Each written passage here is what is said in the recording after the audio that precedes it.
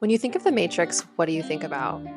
You probably think about Keanu Reeves, or if you've thought about this a lot, like I have, if you watched a lot of YouTube videos about this topic, you probably then think about a 9 to 5 where you're like sitting in a cubicle wasting away.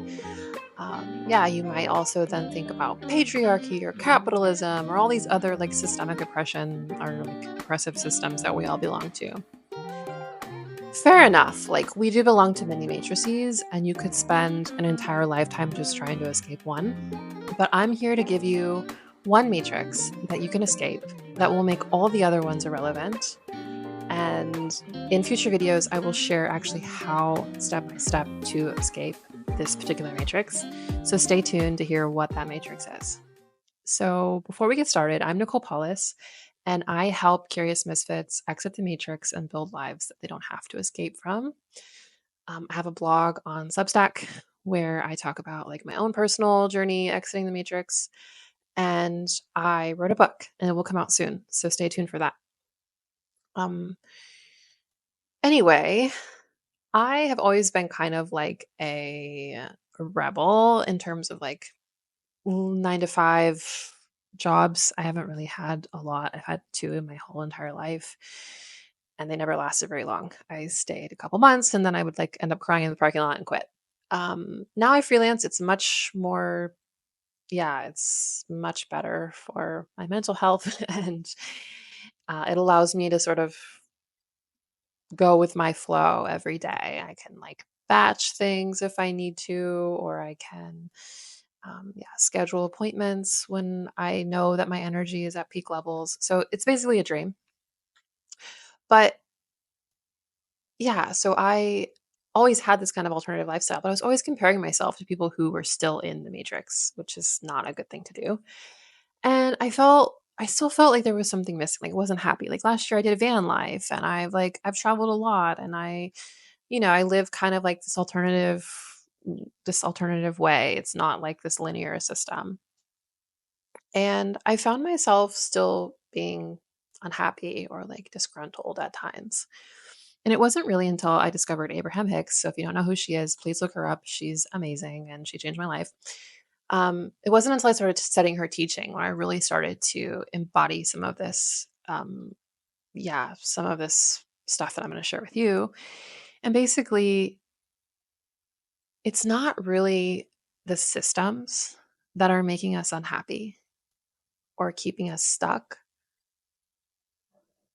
There is actually something else going on. So it's actually our own minds that are entrapping us and making us suffer. So let me explain. The matrix that I'm talking about is the reliance on external factors to feel good. So let me preface this. I'm a privileged white woman. I was born into a rich country, relatively speaking, in the world. I'm an American citizen. So I want to preface this because I am speaking from a place of privilege, which I understand that a lot of people don't have at least that foundation. I mean, I grew up poor, but that doesn't matter because I was still born into a country of privilege with white skin, which unfortunately makes you um, privileged in this world. So I want to speak to this topic for a second because I don't want people to think that this is just like rose tinted glasses, like optimism, what I'm speaking about. Because there are three things that I assume that everyone watching this video has, which is access to food and like nutrients, shelter from the elements, and basic safety. So you're like not in a war zone, for example.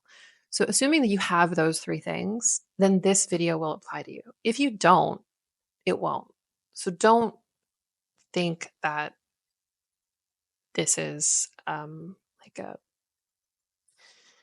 yeah, just like an optimistic viewpoint and just like shut out the world and just focus on the beautiful, pretty rainbows.